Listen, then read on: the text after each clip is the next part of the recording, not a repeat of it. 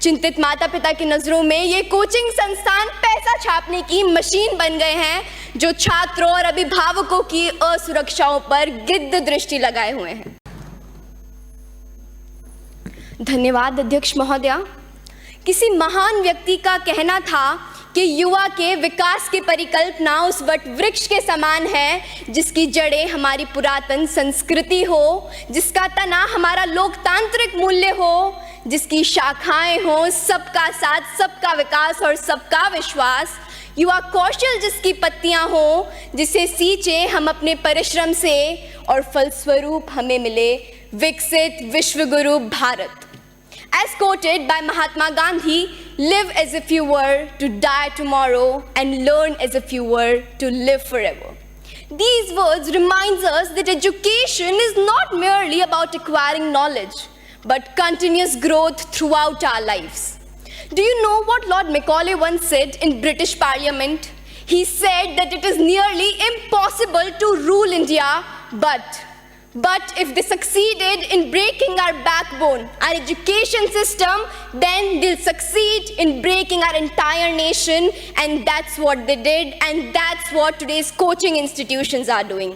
They are prioritizing rote learning over true understanding, thus reducing education to a mere race for marks.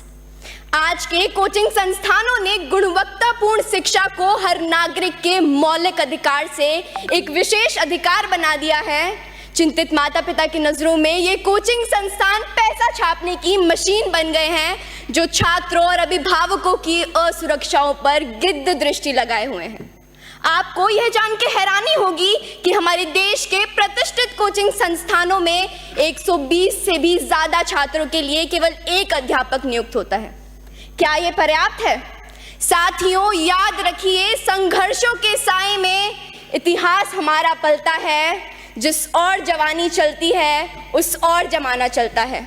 हमें जरूरत है मजबूत नियम बनाने की, ताकि यह कोचिंग संस्थान पारदर्शी रूप से संचालित हो और छात्रों की भलाई को प्राथमिकता दें।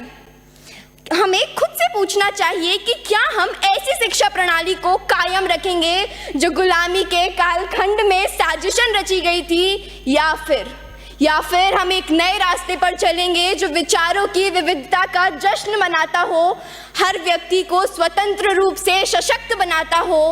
अंत में मैं बस यही कहना चाहूंगी कि वसुधा का नेता कौन हुआ, भूखंड विजेता कौन हुआ, अतुलित यशक्रेता कौन हुआ, नवधर्म प्रणेता कौन हुआ, जिसने न कभी आराम किया, विघ्नों में रहकर काम किया, विघ्नों में रहकर काम किया। जय हिंद, जय भारत और धन्यवाद। ऑनरेबल मेंबर ख्याति सिंह।